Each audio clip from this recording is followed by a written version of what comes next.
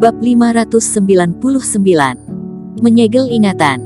Pergilah, kata Erik Kin terbatuk. Dia selalu merasa suasananya sedikit tidak beres. Selain itu, ada apa dengan tatapan kebencian wanita itu sebelum pergi ke kamar mandi? Apa mungkin dia ingin mandi bersamanya? Erik Kin punya firasat bahwa malam ini akan terjadi sesuatu. Benar saja, tidak butuh waktu lama. Terdengar suara teriakan Bella Fang dari dalam kamar mandi. Erik Kin tiba-tiba membuka matanya. Erik Kin, tolong aku, kata Bella Fang sambil menangis, seolah-olah sangat ketakutan. Ada apa? Tanya Erik Kin. Ada tikus, aku takut. Superior Master sepertimu masih takut tikus, kata Erik Kin tanpa daya. Bahkan jika aku master fase kesempurnaan sekalipun, aku masih tetap seorang gadis. Bella Fang menggigit bibir bawahnya dan berkata, kamu, cepat kemari dan singkirkan tikus itu.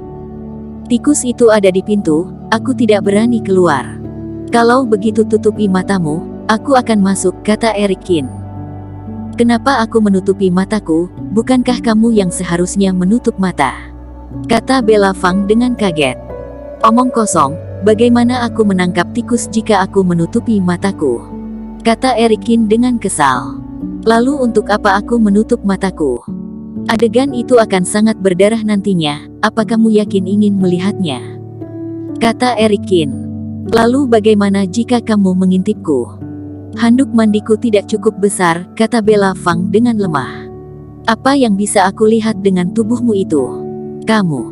Erik Kin memegang dahinya dan berkata, jika kamu tidak setuju, kamu bisa menghabiskan waktumu dengan tikus itu. Baiklah kalau begitu, aku akan menutup mataku. Setelah beberapa saat, suara rendah Bella Fang terdengar dari kamar mandi. Erik Kin, masuklah. Suaranya lembut dan lemah dengan sedikit kelembutan yang malu-malu, dan itu menggaruk hati Erik Kin menjadi sedikit gatal. Saat mendorong pintu dan masuk, Erik Kin melihat seekor tikus yang memang cukup besar. Dengan lambaian tangannya, sebuah reiki membungkus tikus itu dan melemparnya keluar dari jendela. Kemudian, Erik Kin menikmati tubuh Bella Fang secara terang-terangan. Oke, bukalah matamu. Saat Erik Kin hendak pergi, Bella Fang tiba-tiba mengulurkan tangannya dan meraih Erik Kin. Aku takut, kamu bisa menarikku keluar. Bella Fang masih memejamkan matanya. Bulu matanya yang panjang berkedip, dan wajahnya yang kecil penuh dengan ketakutan. Erik Kin tidak punya pilihan lain selain perlahan-lahan menarik keluar Bella Fang. Hati-hati, ada air. Erik Kin tiba-tiba melihat genangan air di pintu. Tetapi entah apa yang sedang dipikirkan Bella Fang, dia sudah terlambat mengingatkannya. Bella Fang menginjak air itu, lalu terpelesat dan jatuh ke belakang. Erik Kin segera menariknya, tetapi hanya menarik handuknya. Handuk mandinya langsung tertarik, dan Erik Kin pun terkejut. Dia dengan cepat memeluk Bella Fang agar dia tidak jatuh. Gawat, berakhir sudah. Saat memeluk Bella Fang yang tidak tertutup, Erik Kin berkeringat deras. Teriakan mengerikan terdengar dari kamar mandi. Erik Kin, kamu bajingan, teriak Bella Fang dengan marah sambil menutupi dadanya. Dia melihat sekeliling, tetapi tidak ada sosok Erik Kin. Setelah Bella Fang selesai mengenakan pakaian dan keluar dari kamar mandi, dia menggertakkan giginya dan melihat sekeliling. Saat ini, dia baru menyadari bahwa dia sudah melarikan diri. Untung reaksiku cepat, desah Erik Kin sambil mengusap dahinya setelah berlari ke koridor. Hanya genangan air yang sedikit seperti itu, bagaimana seorang kultivasi superior master seperti Bella Fang bisa jatuh? Apa mungkin dia sengaja? Erik Kin menggelengkan kepalanya dan tahu bahwa malam ini akan terjadi sesuatu. Dia membuat wanita itu marah lagi. Tidur di mana malam ini? Saat Erik Kin sedang memikirkan masalah itu, dia melihat sosok di depannya sedang ragu-ragu untuk menghampirinya. Saat melihat Erik Kin muncul, orang itu tiba-tiba menunjukkan ekspresi yang terkejut. Senior, kata pria paruh baya itu sambil menghampiri Erik Kin. Orang itu adalah guru dari Hansen Huang yang diberi pelajaran oleh Erik Kin. Apa yang kamu? Tanya Erik Kin. Senior, sejujurnya aku datang untuk mengundang senior untuk bertamu di tempatku. Pria paruh baya itu menundukkan tangannya untuk hormat dan berpose dengan sangat rendah. "Apa ada yang perlu dibicarakan antara kamu dan aku?" kata Erikin sambil mengerutkan keningnya.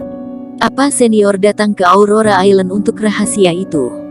Sepatah kata pria paruh baya itu membuat hati Erikin tergerak. "Berapa banyak yang kamu ketahui tentang hal itu?" 20 tahun yang lalu, aku pernah datang ke sini. Jika senior membutuhkannya, aku akan mengatakan semuanya, kata pria paruh baya itu sambil tersenyum. Erikin merasa dia bisa berhubungan dengan orang ini. Namun, ketika keduanya melewati koridor, ekspresi Erikin bergerak sedikit, dan tatapannya tiba-tiba melihat keluar jendela hotel. "Kamu kembalilah dulu, aku akan ke sana sebentar lagi."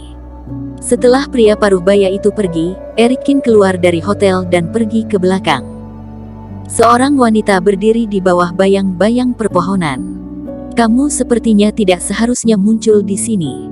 Erikin muncul di belakang wanita itu, dan berkata padanya, "Senior, aku minta maaf atas Dev, kekasihku." Saat melihat Erikin, ekspresi terkejut melintas di matanya, lalu dia menjadi tenang dan membungkuk perlahan memberi hormat.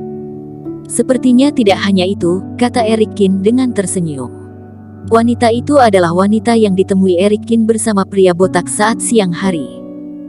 Namun, pria botak itu hanya orang biasa, tetapi Erikin merasa ada beberapa gelombang reiki pada wanita itu, bahkan bukan reiki yang dimiliki manusia. Karena itu, dia melihatnya lagi. Tanpa diduga, wanita itu datang dengan sendirinya. "Senior, aku tidak mengerti," kata wanita itu masih tetap menundukkan kepalanya. "Baik, karena kamu datang untuk minta maaf, kenapa tidak menunjukkan tubuh aslimu?" kata Erikin sambil tersenyum. "Aku masih tidak mengerti," kata wanita itu dengan kepanikan yang melintas di matanya, tetapi dia masih tetap menggelengkan kepalanya. "Aku melihat ekormu saat siang hari." Kata-kata Erikin langsung membuat wanita itu bergetar sesaat, dan dia tiba-tiba mengangkat kepalanya. Di bawah sinar bulan, pupil wanita itu berangsur-angsur mengecil, dan matanya menjadi merah. "Awalnya, aku hanya curiga, tetapi kamu benar-benar menyadari perbedaanku." Wanita itu tersenyum sinis. Aura yang kuat terus-menerus melonjak. Di belakangnya, 9 ekor ilusi bergoyang dengan pelan. "Rubah berekor 9, kata Erikin juga sedikit terkejut. "Aku peringatkan kamu, bahkan jika kamu memiliki kultivitas peringkat ketiga Superior Master, kamu juga tidak bisa ikut campur dalam masalahku dengan Dev. Jika tidak, aku tidak akan membiarkanmu begitu saja," kata wanita itu dengan dingin dan mengancam. "Oh, bagaimana jika aku tidak setuju?" kata Erikin sambil tersenyum. "Kalau begitu, aku hanya bisa menyegel ingatanmu," kata wanita itu menghela napas. "Bukankah lebih cepat jika membunuhku?" kata Erikin dengan bingung.